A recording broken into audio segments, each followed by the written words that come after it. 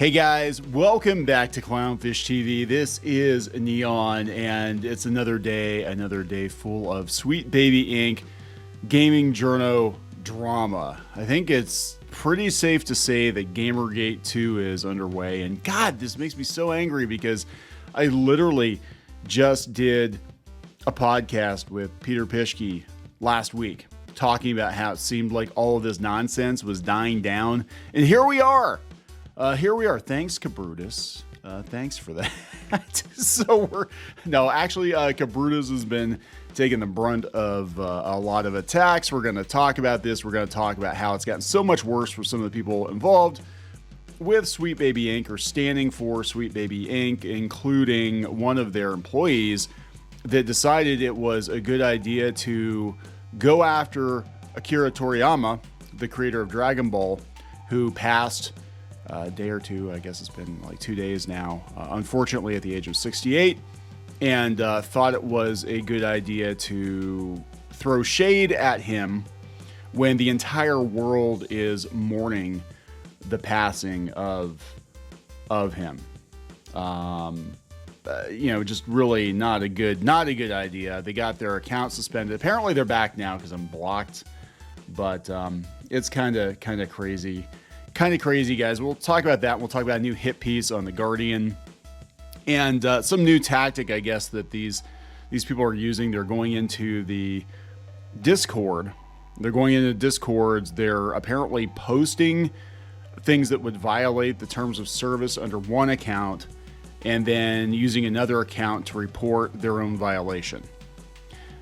So you gotta be real careful who you let into your Discord, and I think they were very right to boot that Kotaku journalist from the Discord when she loudly announced that she was from Kotaku, because no good was gonna come from that. It wasn't a good faith argument. She was not there looking to have a meaningful conversation with anyone. She was looking for dirt, even if she has to create it herself. And this kind of thing actually happens on other internet forums. I can tell you there are people that infiltrate forums that they believe are quote unquote far right. A lot of them gaming journos or people associated with that scene, and they will go start threads. They will go shitpost, and then they will go screen cap it and then go running back, be like, "Oh, look at this horrible place. Oh my God, full of Nazis. Look at that. Let's post it all." I've seen on Twitter too. I've seen people that were activists on Twitter that would post stuff and then they'd be like, "Look, Twitter's full of the alt-right Nazis," and it was actually them doing it. So, you know what I'm saying? Like they act like a cartoon version of what they think the quote unquote far right being anybody that's on board with their ideology, right? Even if you're centrist, even if you're left-leaning, you're considered an alt-right Nazi to these people. But let's talk about this. Before we get into it any further, please subscribe for more pop culture news, views, and rants. Speaking of podcasts, go out to Amazon, go out to Spotify, go out to iTunes, wherever you listen to podcasts, and please give a sub to the Derezzed podcast. We're going to be doing a lot of interviews. In fact, we actually have an upcoming episode with Grums, who we're going to mention again in this video. And we don't talk about this, though. We're talking about AI. And it was a very interesting conversation. So, yeah, apparently, according to Hirohei, according to the Asmongold subreddit, they decided it was a good idea to go after Toriyama, to mock the passing of Toriyama, and that is just not good. This is Chris Kindred, who apparently is back online now, but Sweet Baby Inc. harasser remains unapologetic, continues to attack game devs and gamers, even on Toriyama's passing. These are not good people. Again, the entire world is mourning the loss of Akira Toriyama, probably the most influential manga artist of all time. I mean, if I'm being honest, if not definitely in the top 3. And everybody, I haven't seen anyone happy or giddy about his passing, except Chris Kindred. Like, this is literally the only person I have seen on the entire internet that is seemingly throwing shade at Toriyama, an absolute legend. And yeah, apparently they got their account yanked off of Twitter, and then they're back now. Hirohei has it. Flash retweeted it. Toriyama gave us the best and worst black characters in anime in the same series. It took range to do that. I mean, come on. And I'm sure we're talking about Mr. Popo. I'm sure that's what's going on here. I'm sure we're talking about Mr. Popo, but now is not a good time to air your grievances. Chris Kindred account suspended, violates the X rules, but apparently they're back. So we had that. That's not good. And again, that just kind of gives you an idea of what the mindset is of some of the people working with this company.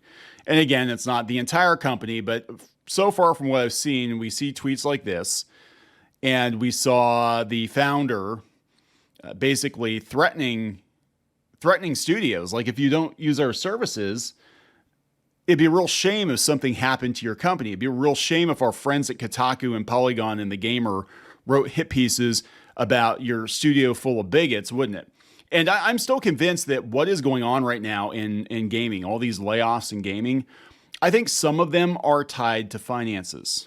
I do believe some of them are tied to finances, but I think some of it is these studios deciding that they need to get rid of all of these activists and the people getting chopped. I think if you look into it, a lot of them are the kinds of people that would call Sweet Baby Inc. in to do a little bit of extortion. You know, that's just my opinion. But it does seem like more and more the people that are getting gone from these companies during these layoffs in tech and in tabletop gaming, we saw it with Hasbro and WotC and stuff. A lot of them, I would say, are people that are more activism-minded. They're shutting down websites and laying off journalists.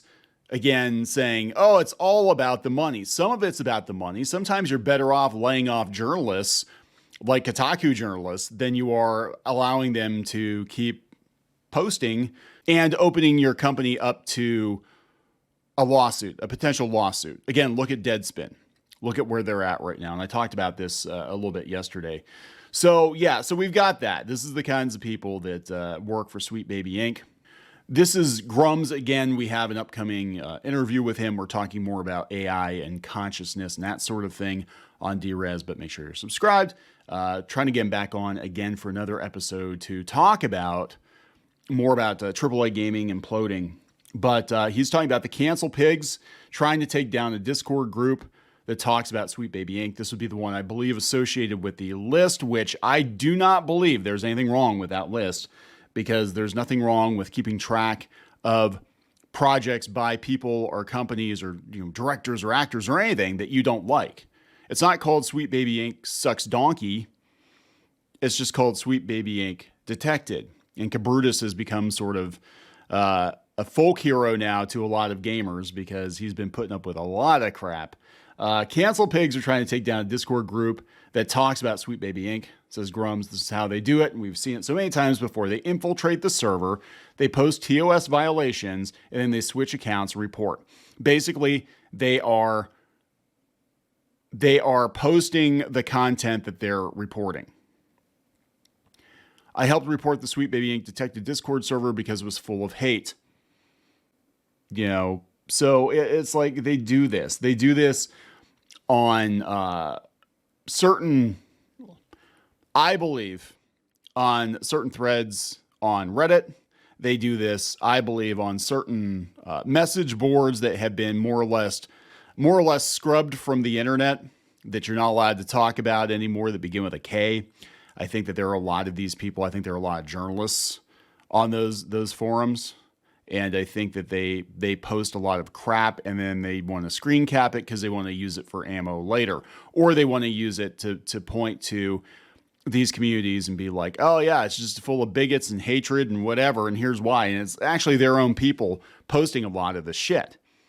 So you got to be real careful who you let into your Discord. We actually had Discord for Clownfish at one point in time, and I turned it over to the fans. I didn't want to be responsible for it because I couldn't manage it.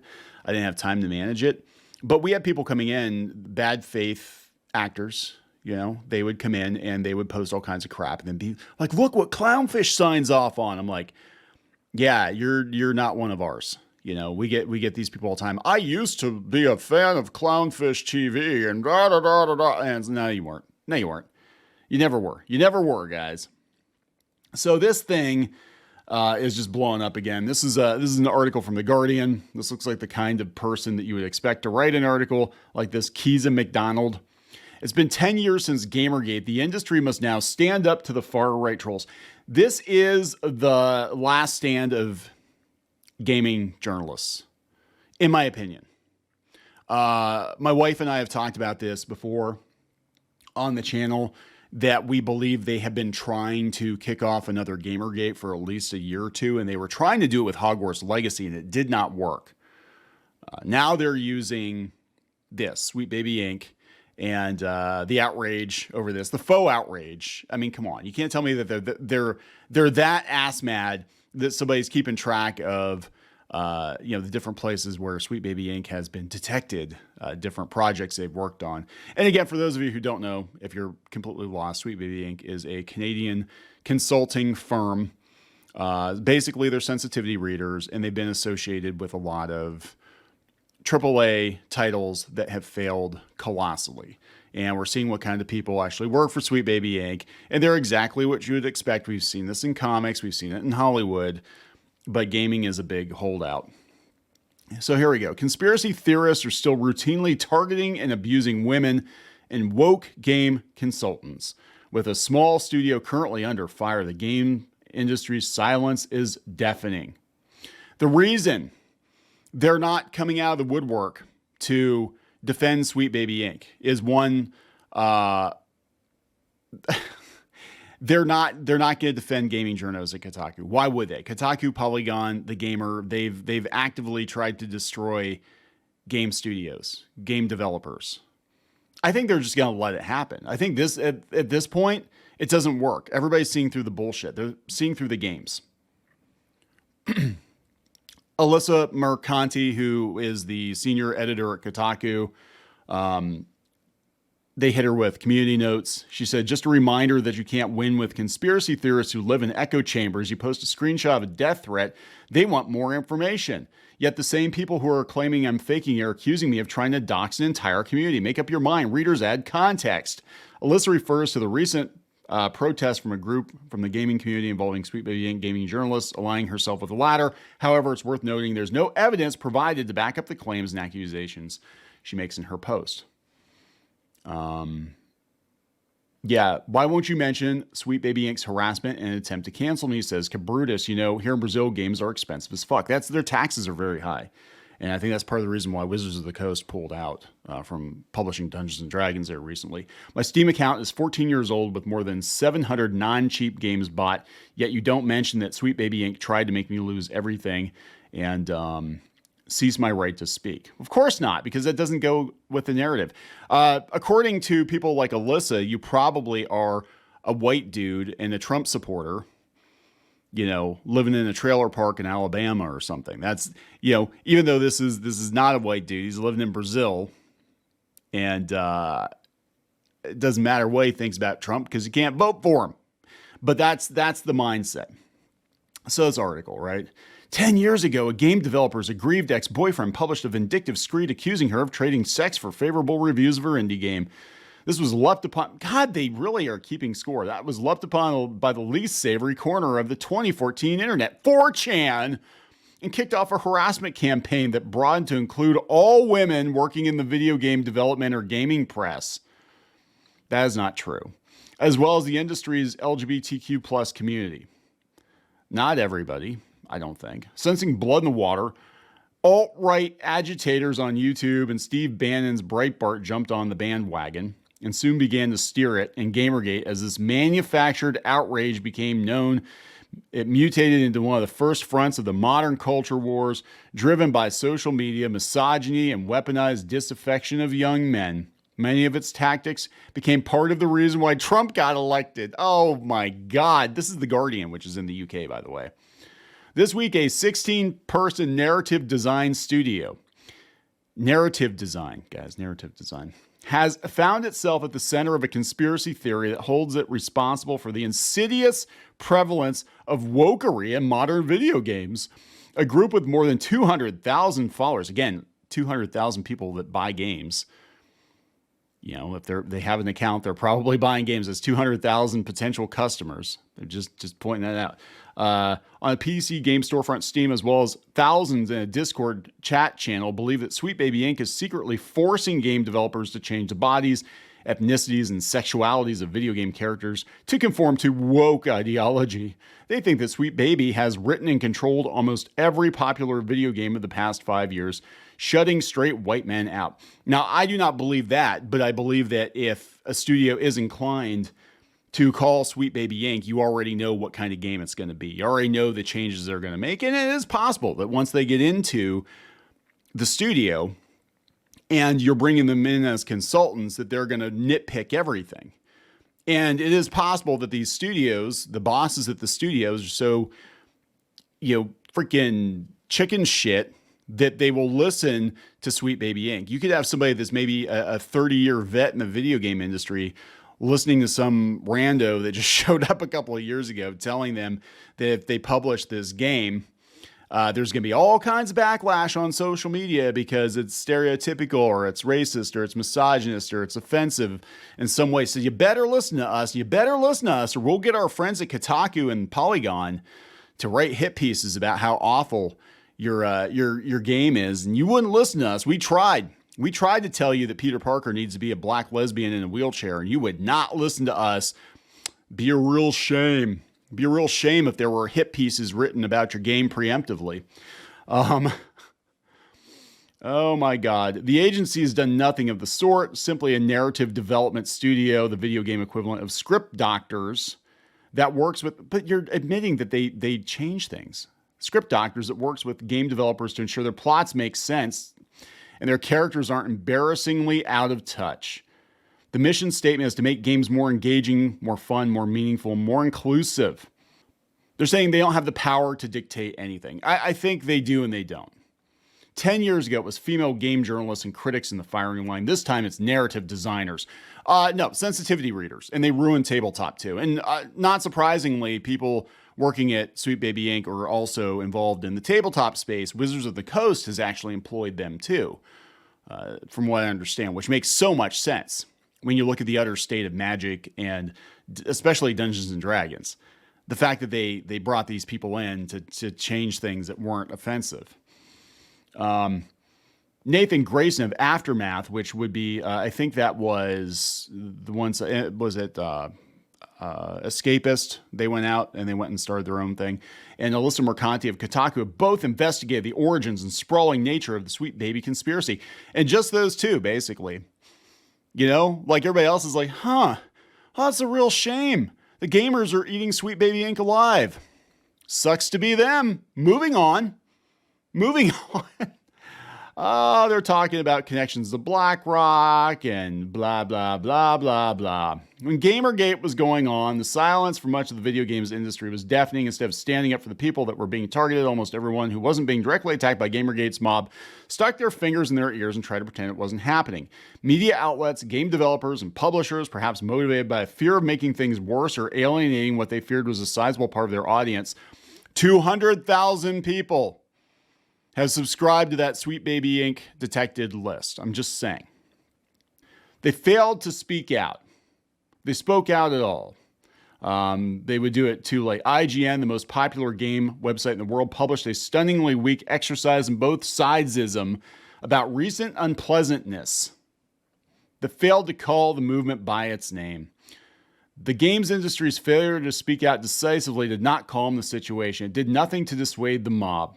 It left people who were in some cases being harassed out of their homes and workplaces feeling alone, furious, and often afraid, where they would turn to Kickstarter and GoFundMe to bankroll ventures and then not actually deliver stuff, as I understand it. In the 10 years since Gamergate, the culture wars that were fermented in gamer forums have spread out to poison almost all aspects of our lives. Yes, and it seems like everything's kind of I'm going to be honest, everything was settling down. Everything was going back to center. normal. Studios were starting to, not just in video games, but Hollywood and comic books and stuff, people were starting to swing back, and they're like, let's just make stuff that sells again and not worry about the narrative designers, because they represent a very few people. Most people are not offended.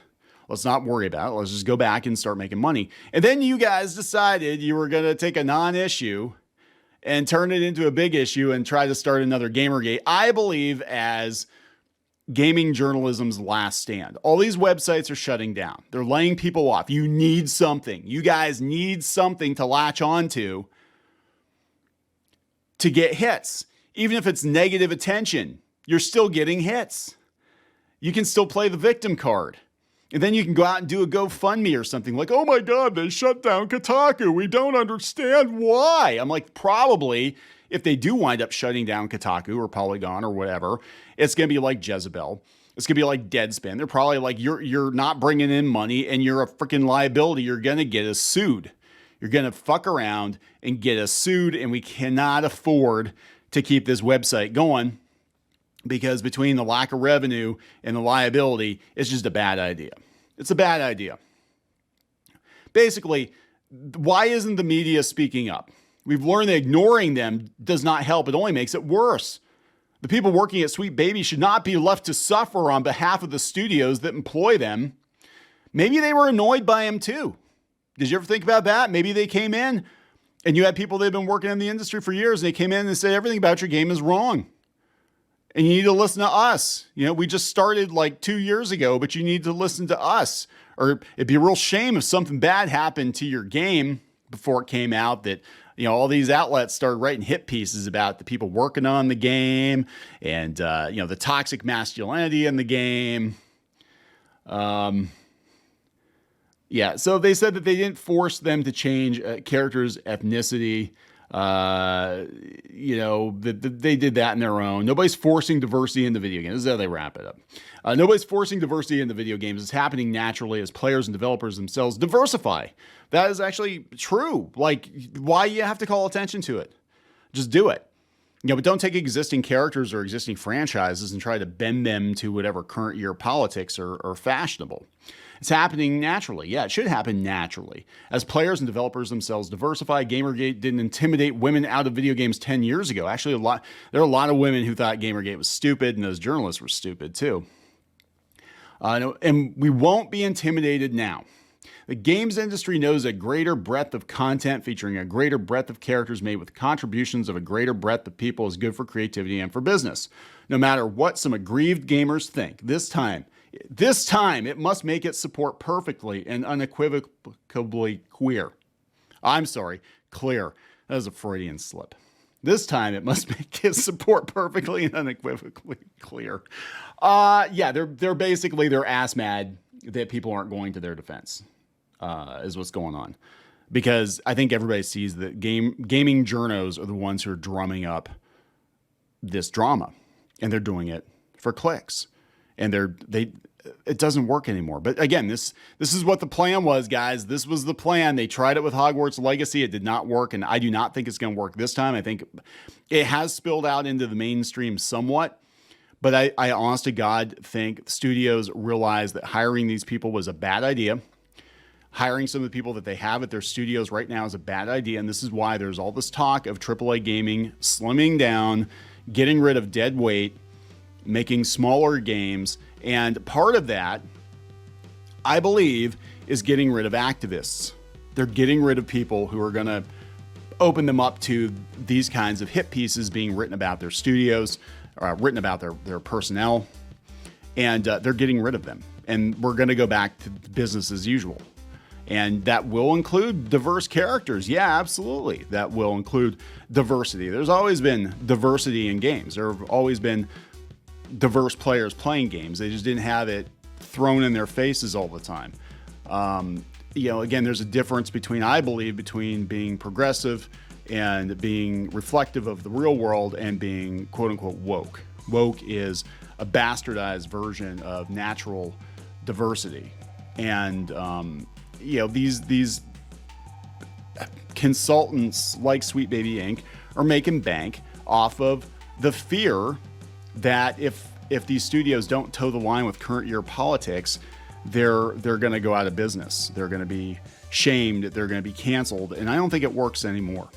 This is desperate. The fact that they have to publish an article begging for help for a problem that they created is desperate. And I do look forward to the day, and I think it's going to come pretty soon, when sites like Kotaku and Polygon get shut down, because they're not bringing it. All they're doing is bringing headaches for their corporate owners. I'm going to wrap it up. Please subscribe. We'll talk later.